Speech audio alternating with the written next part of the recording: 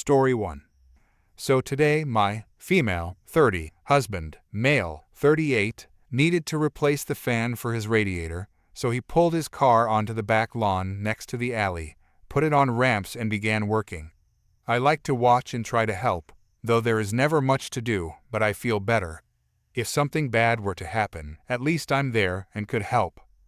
Anyways, on to the story. He's lying on the ground near the edge of our property, partially underneath the car working away, and I hear a car speeding up the alley.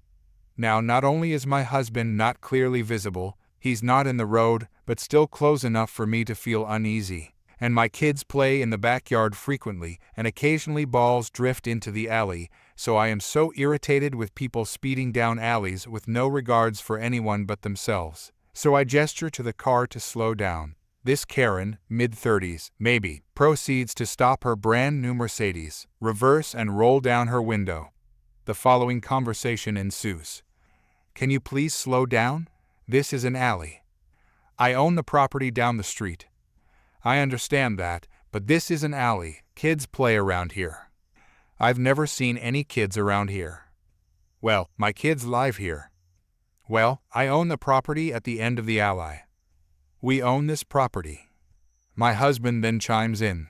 It doesn't matter what property you own, just slow down. Karen then rolls her eyes and reverses a bit more, then spins her tires and takes off full speed down the alley. We then finish our work, and my husband moves his car back out front while I head inside. Shortly after, my husband is approached by the cops to follow up on the alley incident. The cop was completely nice and just seemed annoyed to have to be out dealing with this, while Karen drove by slowly to observe the interaction. Story 2. One of my all-time favorite stories to tell when hanging out with other comic book geeks. Backstory. So I used to be a huge comic book fan and buyer. I hung out at the local comic book shop for hours at a time, a couple of times a week, not counting shipment day, and talked shop with the owner, the guy who ran the shop, and the myriad of regular customers. Shop owner I'll dub Mr. Albertson.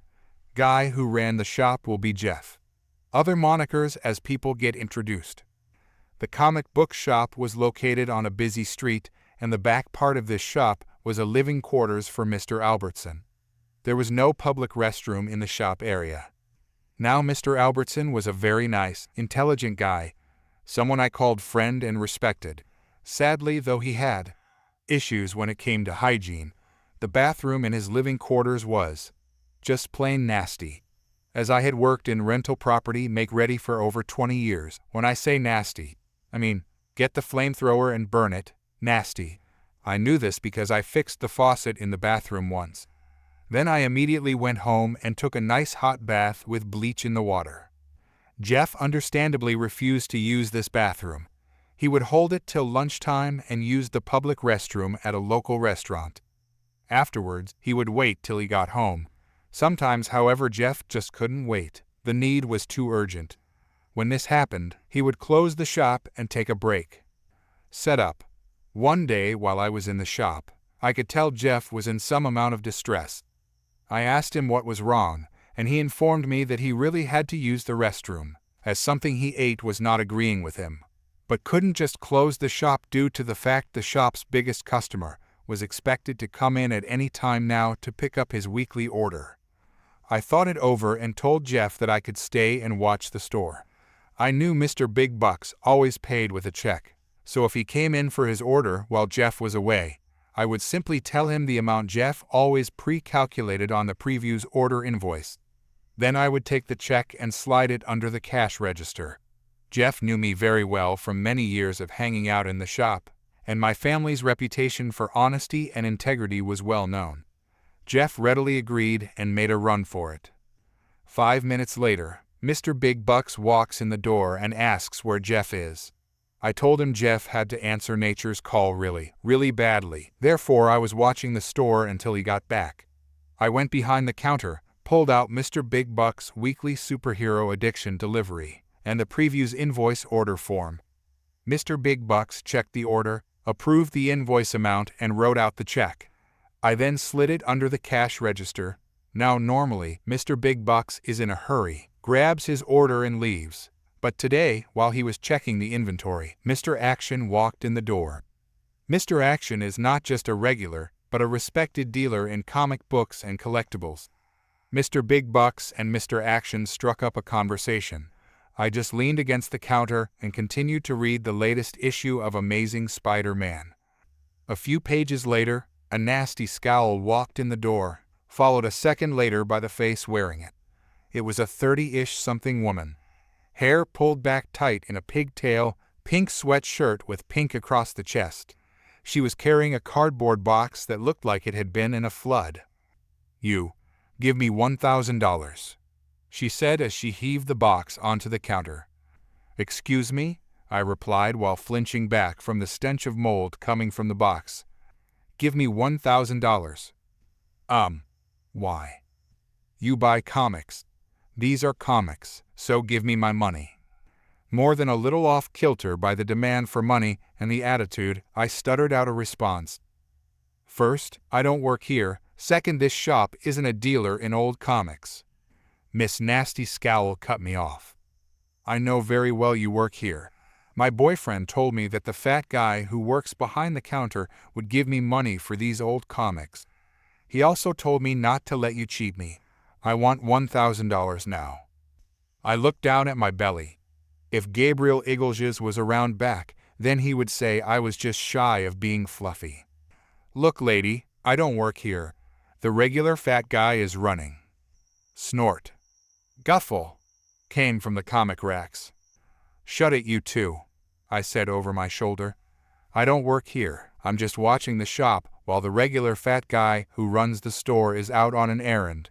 He'll be back soon, but even still he doesn't buy old comics," I reiterated. Miss Nasty Scowl actually growled at me. "Even if there is another fat guy who normally runs this place, you are here now. You are behind the counter now, so you will give me my money now." Mr. Action tried to say something, but he was cut off by Miss Nasty Scowl, screaming, "You shut up. I wasn't talking to you, you old ugly jerk." Well, I've been told I have the patience of a saint, but I got my limits. I looked at a visibly irritated Mr. Big Bucks and a now steaming mad Mr. Action. Suddenly I had a thought. That thought bumped into a few others, and within seconds I had a funny idea. Turning back to Miss Nasty Scowl, I said in a calm voice, "You're right, miss. I apologize. You see, we get people coming in here trying to sell fake old comics. We have to be careful, you understand." "Whatever, just give me my money. Let me take a look at what I am sure is a fine collection," I said with my best shoveling at deep smile. When I opened the cardboard box's top, I nearly gagged at the smell of mold. Inside was indeed comics. Comics that looked like they may have been stored in a cellar that flooded. They were covered in mold, sticking together, and just in completely rotten shape. After flipping through a few that were not stuck together, I let out a loud gasp of shock. "My God," I yelled. "Mr. Action, come here quick. Look what she has." "I'm fine over here," he said while pinching his nose. "No, look," I firmly said while turning my head and giving a conspirator's wink and smirk at Mr. Action. Curious as to what I was up to, Mr. Action followed my prompt and came behind the counter. To Miss Nasty Scowl, "You're in luck today. This is Mr. Action. He's our local authority on comic book appraisals. From what I've only glanced at, this collection of yours is worth way more than a measly $1,000. I'd say it's worth $20,000 at least, right, Mr. Action?" Mr. Action has known me for many years. He was, in fact, one of my teachers in high school and had seen my sense of humor in action many times. He had no idea where I was going with this, but he knew it would go someplace ridiculously funny. For us, at least. "Good Lord, these are Casper the Friendly Ghost comics, Richie Rich, and these are Archie comics," giving Miss Nasty Scowl his most eager expression. "Do you have any idea how rare these comics are?" "No. Are they worth more than $1,000? "Way more," I declared. "In fact, Mr. Big Bucks, Didn't you once buy an Archie Comics collection at auction? What did you pay? 10, 12 grand. Who? I'm sorry, miss, but we are just a small-town collector's shop. We simply do not have the budget to purchase this expensive collection. You need to take these to one of the big stores in the city. Mr. Action, what is the name of that dealer you are always complaining about? You know, the one who you said stole clients from you? I asked, knowing he would get my prompt. Sure enough, a nasty smile crossed his face. Mr. Burns, let me write down his address for you, my dear, Mr. Action said as he reached for a pen and scrap piece of paper. Now, with address in hand and a greedy smile plastered on her face, Miss Nasty Scowl carried her box of molded comics out the store. What was that all about? Mr. Big Bucks asked, still confused. Mr. Action and I go about explaining the prank we just pulled on the woman and a crooked dealer both Mr. Action and I had run afoul of on separate occasions. 20 minutes later, Jeff returned. The three of us ensured he was okay. When he asked if anything happened while he was gone, the three of us just shook our heads and said, nope. The next week, I went to hang out with Jeff for a bit. Jeff looked at me for a second, then said, funny thing happened yesterday. A really pissed-off woman came in here screaming about how our other employee lied to her. I thought she was talking about the owner, Mr. Albertson, at first, but then she said he was another fat jerk like me. I told her I was the only employee. What did she say then? I asked. Nothing. She just screamed like a maniac and stormed out, leaving a box full of worthless old moldy comics. Story 3. Okay, after posting about the Karen that stole her son's comic collection, I mentioned a 10-year-old girl. Some readers asked me to post that saga, and so here it is. As I stated before, I had 2 comic stores in northern New Jersey back in the 90s. I now do a permanent flea market with a pretty good setup in NY. I did one about 10 years ago in the area and had an incident that if I ever forget, I know I'm ready for the home. It was a Sunday afternoon, and this young girl walked into my booth. She was about 10. Short blonde hair, gray sundress with t-shirt. She starts to look at my discounted books. We both notice her mother keeps meandering down the aisle and acts like the girl doesn't exist. Guess she didn't stop due to Newton's law of inertia. The girl looks at her mother and just glares at her. So I ask her, does your mother just walk away from you when you're looking at something? She gives me the look that only a 10-year-old girl can give. You know, the well-duh look, and then walks out of my booth. I thought it was over and went back to what I was doing. Well, I was wrong. With a voice that would prove James Cameron wrong, she yelled in a way where to this day the echo still permeates the building. She always walks away from me when I'm looking at something. She's afraid she'll have to buy me something. I looked down the aisle. Surely she would react. Nope, nothing, nada. She just kept going. Ugh, Newtonian laws. She came back into my booth and went back to look and uttered the phrase to which I understand why a lot of women dislike what I sell. And she hates this stuff because it's boys' stuff and it's stupid. I told her how smart she is, and that's exactly right. Her response? I know. Well, after another 30 seconds or so, she picks out a book. Quest Probe featuring the Hulk. Yes, I remember it. That's how profound this kid was. She asks, do you want to see something funny? Of course. Can I borrow this? Sure. You might not get this back in one piece. I told her if I'm amused, I'll write it off as a tax deduction. Okay, follow me. Which I did not expect the hilarity that was about to ensue. We find the mother about 100 yards away, and she begins her fun. Mommy, I found this book. It's only 75 cents. Can I have it? A sound that a beach beluga whale couldn't duplicate came out of her mouth. What do you have? Give that to me now. You know you aren't allowed to have that. Give it now. The girl kept twisting away and just said, no, you're going to rip it. I could tell she was having fun. This went on for a few more seconds, and then I heard an oh no from behind me. It was the girl's father. He asked what was going on, and the mother said, through spit and drool, what her daughter was doing. The kid goes, "Daddy, I found this book, and it's only 75 cents. Mother is yelling, "No, no, no." The father takes the comic, looks at it, all while mommy is trying to get her hands on it. Like daughter, he turns so she can't get it. He then reaches into his pocket, pulls out $1 and hands it to the kid, who gives it to me and says, "Keep the change." I give the kid back the quarter. I was so amused that I was going to just give the book to her. Mommy now goes into full banshee mode. I said no, she can't have it. Then the father does something I never saw before. He says to her, "Shut up. Just shut up. Let the kid like something. Just because you don't like it doesn't mean no one else can." The mother is now literally sobbing and, like Elvis, leaves the building. I tell the father that I wish his kid was 20 years older. He asked me, didn't I mean I wish I was 20 years younger? I said no because I'd go to jail. We both laughed, and he said he felt sorry for any guy in her life. The father and I spoke for a few more minutes, and he said how the mother wouldn't let the kid play or watch sports, and had to wear a dress because mommy wanted a girl. He told her that when they got back home, he was signing her up for soccer, and she smiled. I said I hoped to see them again, but he doubted it because they were here visiting. Never saw them again. Every time I see that book I smile. Story 4. Backstory. I live in an apartment in a 20-story building. The balcony is huge, and there is an empty space in between.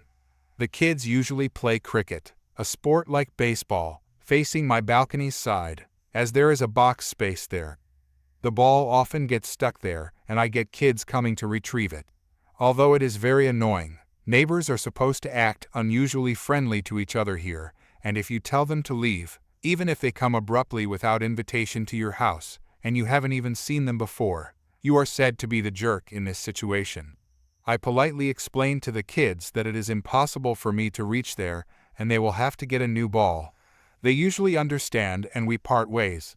But as you can expect, I encountered an entitled parent today as I am writing this post. She was in her 40s and with short hair dyed blonde. She was wearing black glasses. I know what y'all are thinking, definition of a Karen. So I am a 16-year-old male, and was in my Japanese online class today when I heard the bell. I went to answer it and saw a woman I did not recognize. I opened the door thinking she needed help with something, and that was my first mistake. She said to me in a condescending manner, "My son was playing cricket down and his ball happened to come to your house. Get it for him." I was immediately put off and did not want to entertain her, but still kept my patience and told her that this happens quite often and the ball lands in the empty space, which is dangerous to crawl into, and hence the ball cannot be retrieved. She says, "You are the reason my son is so sad. Do you really want him to be this way? What kind of a heartless human does this?" And then calls her son, who I hadn't noticed yet. He was really embarrassed and hiding in the corner, and looked like he wanted to die to get out of this situation. I immediately knew what kind of controlling parent she was and how terrified he must be of her. She probably kept count of the cricket balls he has, and whenever he comes back with one less, this is what goes down. I felt bad for him. She then told him to enter my house and get the ball from the space. Everyone's house has this space area, so she knew how dangerous that would be. I could also see how reluctant the kid was at moving and really did not want to go. When she yelled at him again, he had no choice. This is when I had to interfere and tell her that this is my house, and if she puts a foot in, I will break it and call the cops. She then called me a jerk neighbor and said that she had bought the ball. She said she would sue me for theft for the same reason. I scoffed. She then tried to shove me, but I didn't move. This is when I lost it and pushed her with enough force for her to topple, but not get injured. This is when she ran away crying and pulling her son, who was trying to hold back a laugh, saying that it was not over and she is going to call her husband and then the cops to deal with me. Never saw her again. I might have been wrong in pushing her back considering her shove did no damage to me, but she literally wanted to break into my house without my permission. Story 5. Background. I work with an admission and career counseling team of students from various universities and institutions in different fields. Our main aim is to help students and their parents gain a first-hand idea of student life, challenges, college applications, workload, and other such issues regarding colleges and universities both nationally and internationally. We also have guidance experts and counselors on board for specific concerns. Most of the people in the team are not affiliated with universities, except as simple students from said uni. This is important. Our main work includes talking to parents and students, helping out with applications, proofreading essays, helping build a portfolio, etc. We never guarantee admission, nor do we claim to be able to ensure your kid's admission. The way we reach out to students is either via their schools inviting us for presentations or via word of mouth. We recently did a presentation for a mixed group of parents and students in an A-list private school in the city of our main office. We had a table with pamphlets and contact details and forms for students or parents to fill out or take with them. We also had a couple of people sitting at the table for people to come up to talk to personally. We had a largely positive response, however, some obvious cases of, "Why should I hire you when there is no guarantee of admission from you?" and "What can you do for the child that I cannot do?" and other similar questions we are prepared to answer. However, this Karen took the cake. She was initially sweet, came up to me, started asking me details of my own schooling and background, again very common, and my career path. She then moved down to a student from a new yet very popular uni, think Ivy League level, of our country. She asked for details of her schooling and background, and then proceeded to take a few pamphlets and move back, letting others talk to the student representatives. While I was entertaining some of the school admin, principal, and counselors and senior teachers, Karen made her way back to the table, beelining for the student representative. She pushed herself up to the front and loudly demanded the student representative to convince her that her uni was worth the huge fee and the hype, and to convince her to send her kid to the uni. The representative, while very smart and quick on her feet, obviously fumbled a bit. This is not a marketing job, and she is all but a young student herself. She quickly recovers and strings together an answer. While her answer impressed a whole host of students and parents alike, Karen looked less than impressed. She grumbled something, but I did not catch what she said over the clamoring of parents and teachers asking the rest of the student representatives questions and talking. We soon got distracted and did not see Karen again. I thought that was the end of it. Boy, was I wrong. So the way counseling works is, we offer students and their parents one open counseling session in a group. We publish our session details and parents are free to walk in, pay a small fee, nominal, and attend the session to see if we would be a good fit for them and their children. This is a generic session that covers the basics of how to plan for college and college selections. Then parents can email us or call us to book a session. In this, they can specify the name of a counselor or give a specific requirement they would like us to address so we can assign a counselor accordingly. They then attend a session with the assigned counselor, and on the basis of collective feedback, we decide whether they are good fits for each other and proceed from there on. Now I don't work as a counselor. My job description includes outreach, general advice, team management, event organization, and other similar roles. I am not an expert, nor do I claim to be one. So when my coworker called me over to tell me that a disgruntled parent who had already done the open session and a one-on-one session wanted to book a session with me and mention me by name, I was baffled. My name is nowhere in the advisors or counselors or even student representative lists. I declined to host a session. I cannot. I would be fired or pulled up for it, but offered to host the parent and kid for a coffee discussion. My coworker called back the parent in front of me, and while I could not hear her exact words, even though the phone was not on loudspeaker, I could hear her scream and yell. She was finally calm enough and agreed to meet me, but she wanted a meeting the same day. I was going to have a relatively empty day, so I nodded yes to my coworker to confirm my availability. I was already not having a good feeling about this lady. She was punctual. Very punctual. It is rather unusual in my experience. She walks in and behind her was a sharply dressed young girl in her school uniform. This was a weekend, and I know this school does not take classes in person or on weekends, so there was no need for a uniform. They walked in, and the girl, a nice kid, softly greeted me, addressed me formally with a lot of respect, and introduced her mom. The lady launched into an informal conversation with me about how great it was to see a familiar face again and started talking to me as if we had known each other. It took me a second to connect the dots, but I quickly did and asked her if she was the same Karen from the school event I organized. She said yes. We sat down and had a long conversation about college and post-school education. This was not a paid session. I was doing it on my own dime and time, where she kept cutting me off and talking over me, but I am used to nervous and entitled parents, so I stayed patient. I gently reminded her that I was not a professional counselor, which she ignored. She then brought up Uni X, the same one she had pestered the student representative about, and said, "So my husband and I did some research into it. We think this uni will be the best for our daughter. Money is not an issue with us. Tell me how much it will cost to send her there." I presumed she meant uni fees, so I quickly opened up the uni website and started explaining it to her. She once again cut me off, this time by aggressively snapping her fingers in front of my face while I was looking at the laptop and talking.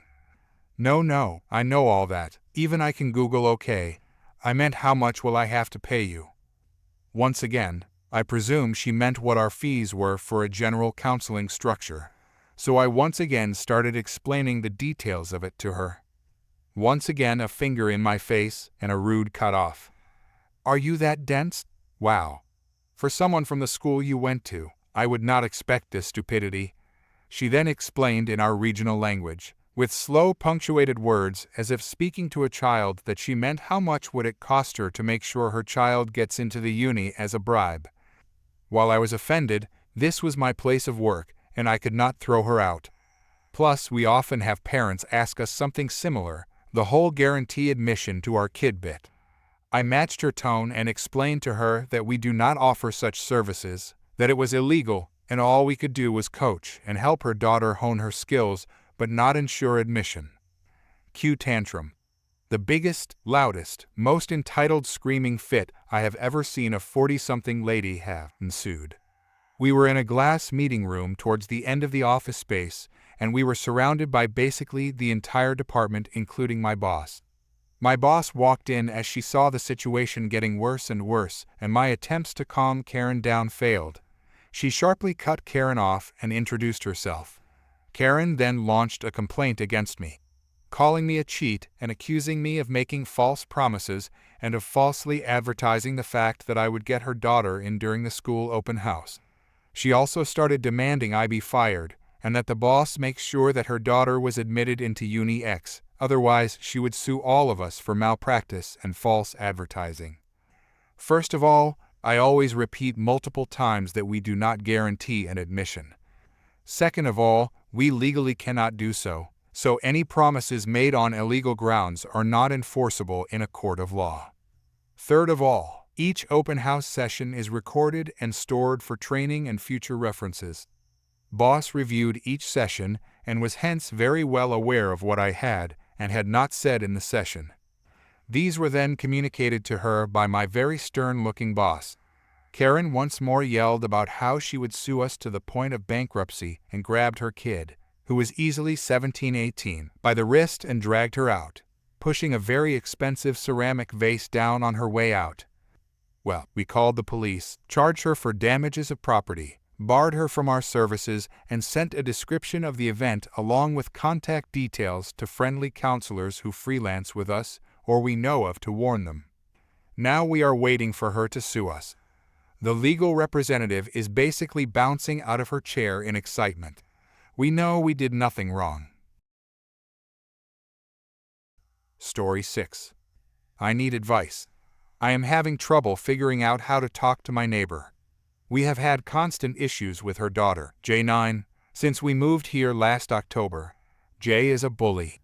To summarize the issues we've had, they range from her calling my kids names, her punching my oldest son 9 Jason 3 times in the back of the head on the bus, and her telling Jason and my 7-year-old, Brighton, that they better watch themselves, because she brings knives to school to hurt the people who are mean to her.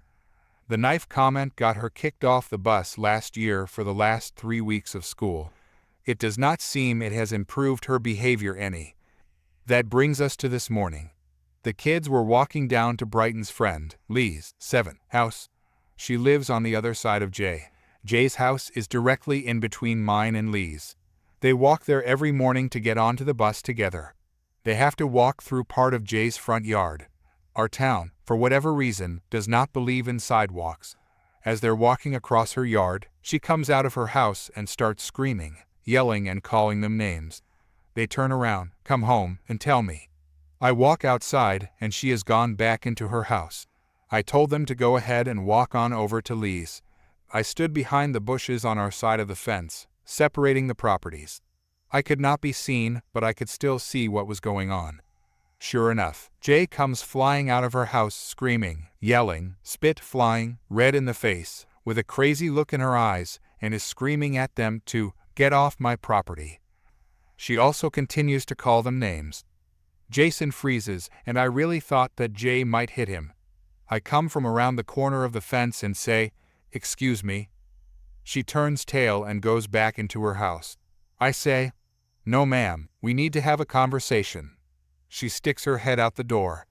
"You can't be screaming at my kids, and you certainly don't need to be cursing at them."